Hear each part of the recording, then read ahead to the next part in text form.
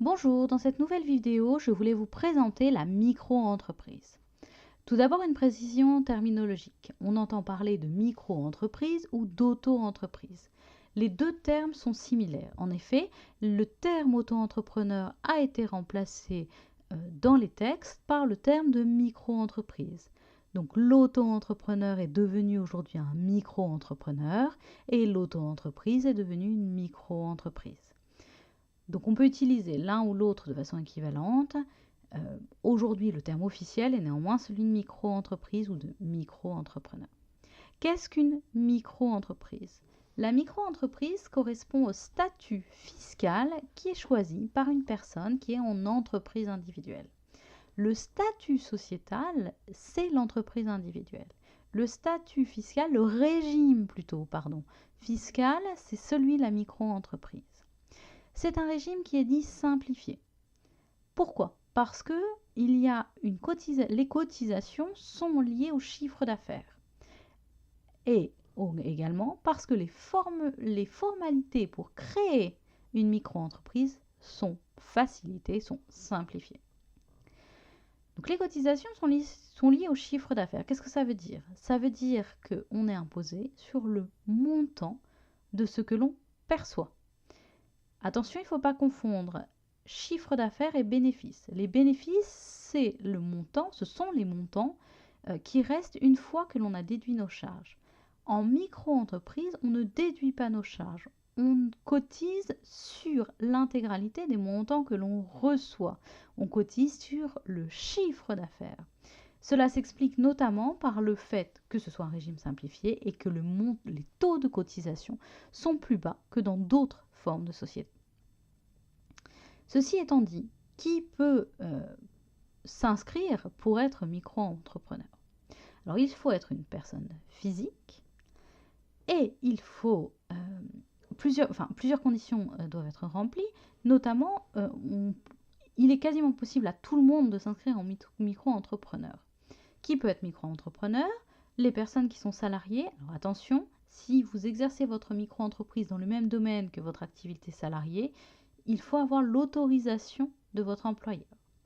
Les personnes qui sont fonctionnaires, là il faut également l'autorisation de l'administration qui vous embauche. Les personnes qui sont demandeurs d'emploi, et cela aura une incidence selon le chiffre d'affaires sur vos allocations chômage. Les personnes qui sont retraitées ou bien encore les étudiants. Toutes ces personnes peuvent s'installer en micro-entreprise. Il faut distinguer les activités qui peuvent être exercées en micro-entreprise. Ce sont des activités artisanales ou commerciales ou de prestation de services. Pour les prestations de services, ce sont les personnes qui dépendent du RSI ou de la CIPAV. Attention, ne peuvent pas s'installer comme micro-entrepreneurs les personnes qui dépendent d'activités réglementées telles que les avocats ou les médecins. Autre condition pour la micro-entreprise, une condition de chiffre d'affaires. Les chiffres d'affaires qui peuvent être réalisés dans le cadre du régime de la micro-entreprise sont limités.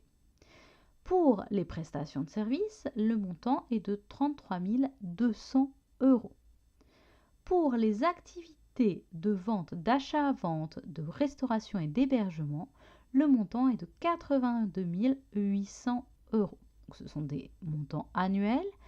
Alors attention, la première année d'installation, le montant est calculé au prorata du nombre de mois d'installation. Donc, si vous vous installez en fin d'année, le chiffre d'affaires est donc beaucoup plus restreint que si vous vous installez en début d'année. Il est possible également d'exercer plusieurs activités en micro-entreprise. Il faut alors déterminer quelle est l'activité principale et toujours avoir en tête ses limitations. Par exemple, si votre activité comprend à la fois de la vente et à la fois des services, le montant total de votre chiffre d'affaires devra être d'un maximum de 82 800 € et dans ces 82 800 €, le montant des services que vous aurez facturés devra être au maximum de 33 200 €. Il faut noter qu'en micro-entreprise, on dépense selon son activité, soit du registre des métiers, soit du registre du RCS. Alors, se dépendent du registre des métiers les personnes qui ont une activité artisanale. Dans ce cadre-là, les personnes devront suivre obligatoirement un stage de préparation à l'installation. Stage qui est payant et qui dépend, pour ça il faut vous rapprocher de la Chambre des métiers compétente. Pour les personnes qui sont inscrites au registre du commerce et des sociétés, vous n'aurez pas l'obligation de suivre ce stage. Et dans ce cas, c'est que vous exercez une activité commerciale. En tant que micro-entrepreneur, comme toute société inscrite en France, vous disposerez déjà d'un numéro d'enregistrement, c'est le numéro sirène, et vous disposerez également d'un code APE qui correspond à votre activité principale enregistrée, l'activité principale de l'entreprise. Enfin, il faut noter que pour devenir micro-entrepreneur, il suffit de s'inscrire en ligne. Alors, il est possible de le faire par correspondance ou sur place, mais il est tout à fait possible de le faire en ligne et que l'inscription est gratuite.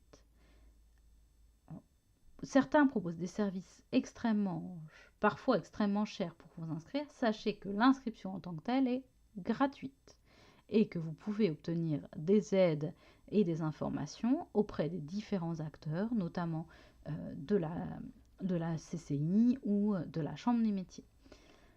Notez également qu'il existe de nombreuses arnaques visant les micro-entrepreneurs qui reçoivent des courriers d'inscription avec des cotisations à payer. Vérifiez toujours bien les petites lignes et souvent ce sont des cotisations qui n'ont rien à voir avec les documents officiels.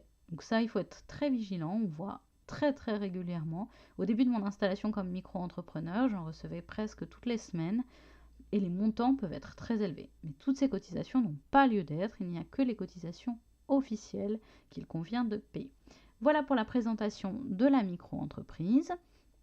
Je vous proposerai des présentations plus détaillées sur les différents points, notamment comment changer d'activité, comment faire en cas de dépassement des seuils. N'hésitez pas à me mettre en commentaire si vous souhaitez que je traite l'un ou l'autre des questions. Je vous remercie de m'avoir écouté et je vous retrouve très vite pour une nouvelle vidéo. Et je vous laisse mes coordonnées pour finir.